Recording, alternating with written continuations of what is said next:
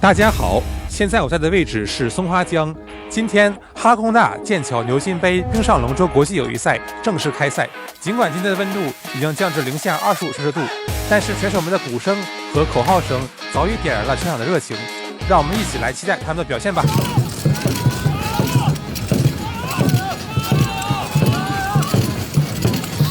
让我感受到了这个体育跨越文化带来的这种凝聚力。我们要积极的展示自己的这种激情、拼搏的能力，然后用自己的这种热血去带动整个团队取得更好的成绩。整个气氛非常的好，现场的氛围也非常热烈。Yesterday we spent a lot of time doing the technique, getting the sticks into the ground and moving the boat forward. We got some great tips from the HIT coach, who was really very generous and kind to give us some training.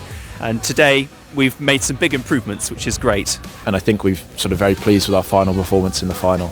We didn't have our best performance, but we had a very good performance, so we're proud of that.